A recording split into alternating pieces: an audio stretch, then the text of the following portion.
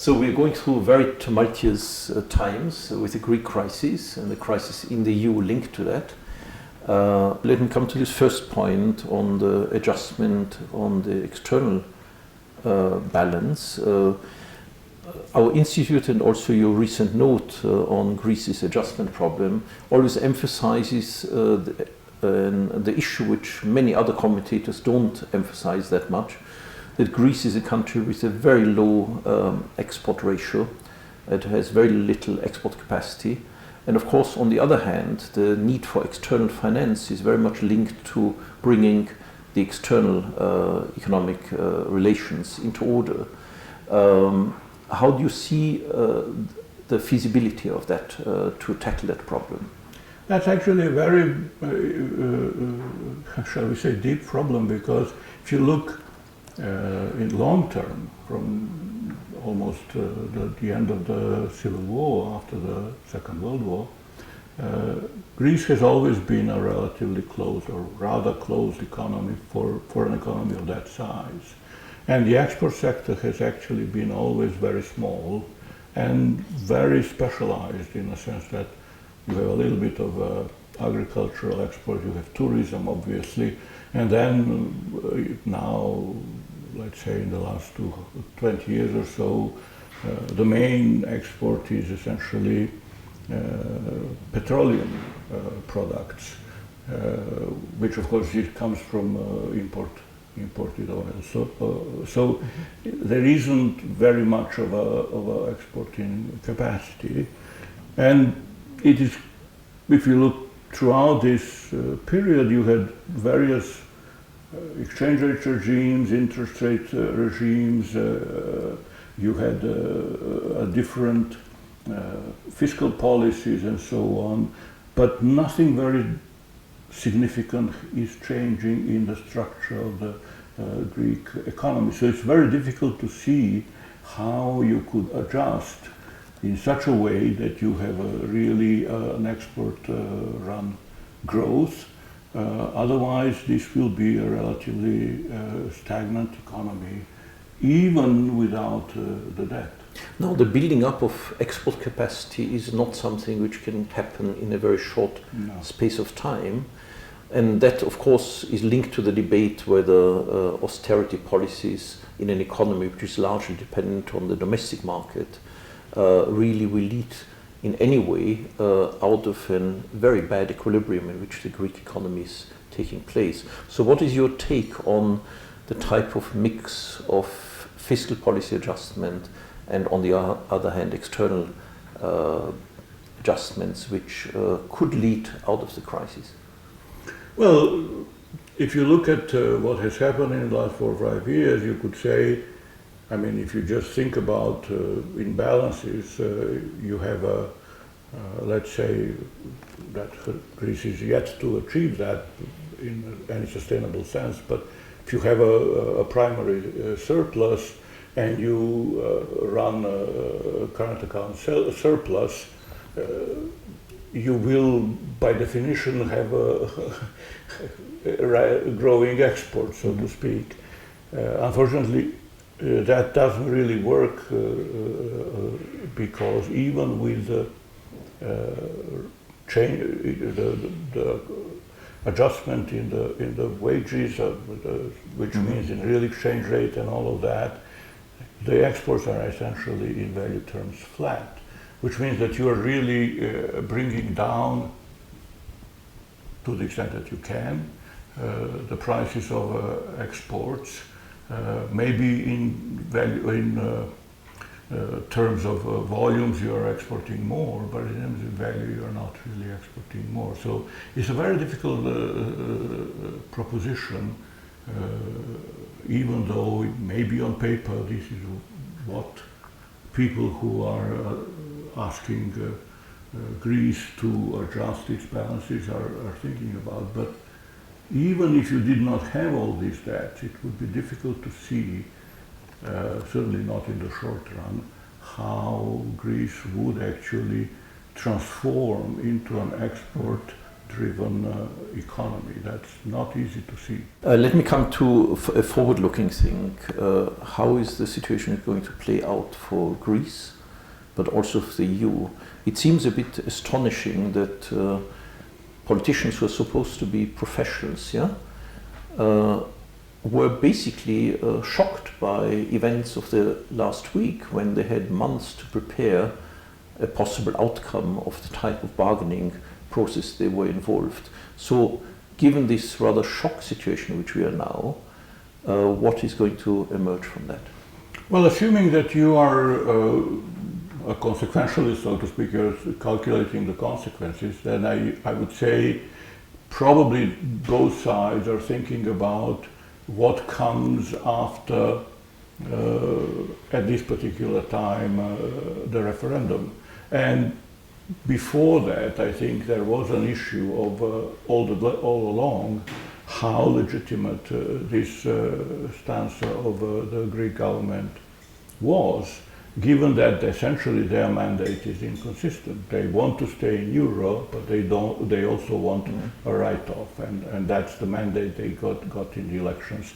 But this is not necessarily consistent, and one may have to give, and that's basically where we are now.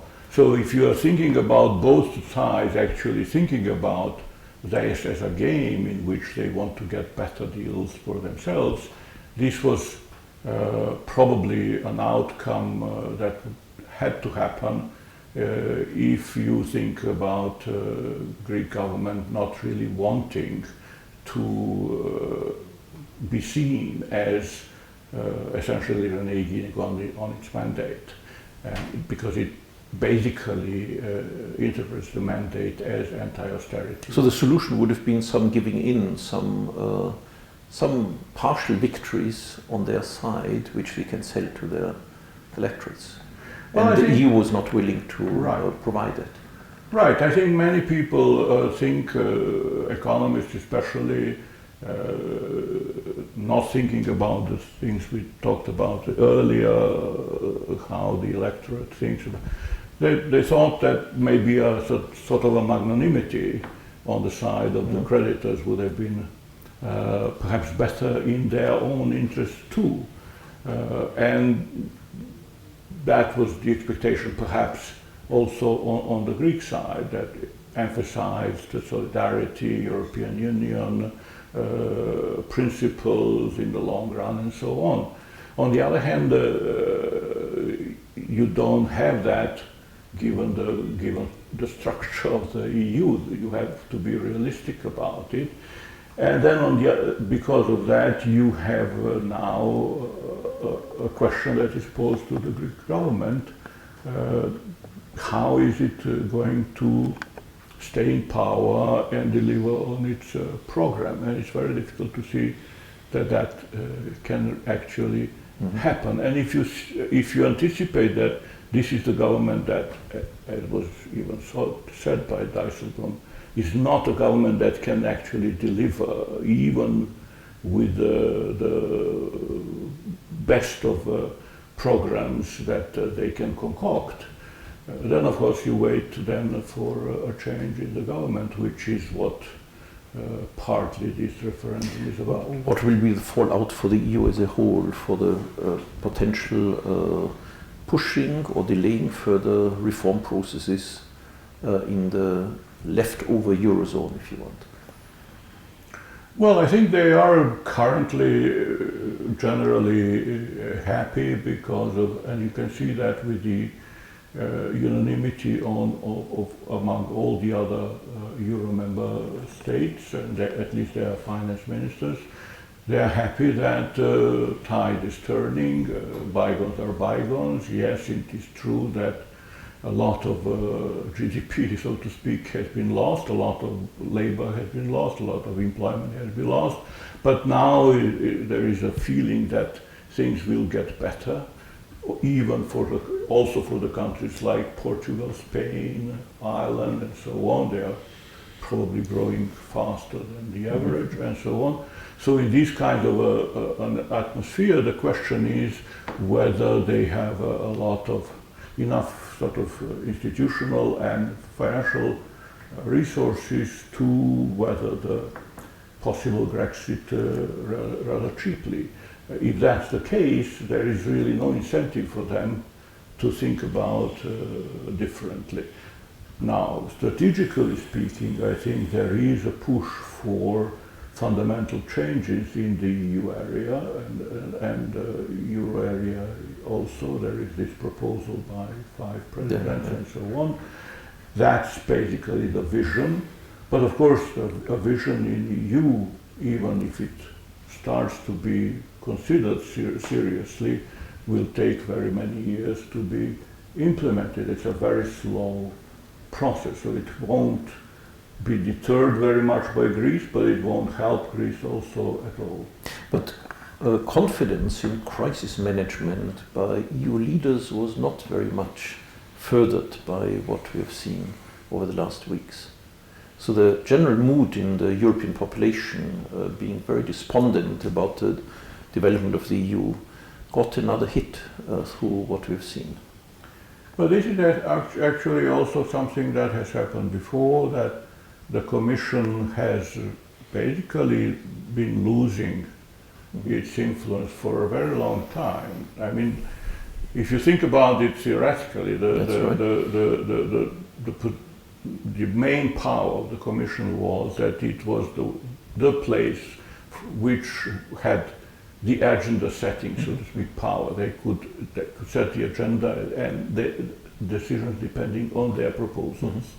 That basically power has been taken away from them for some time now. But the substitute, namely the strong leaders coming to arrangements which lead to a more forceful pulling through of a certain strategy, has also not happened. Exactly.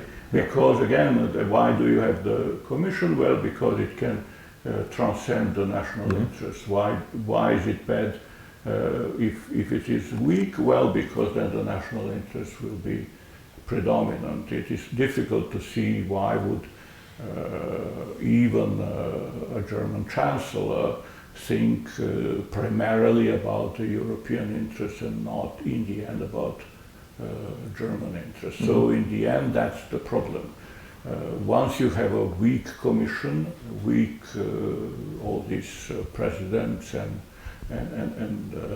presidents of the Council and even the foreign affairs person, then it's on the national leaders. The national leaders obviously have national mandates, and that's the problem of the EU.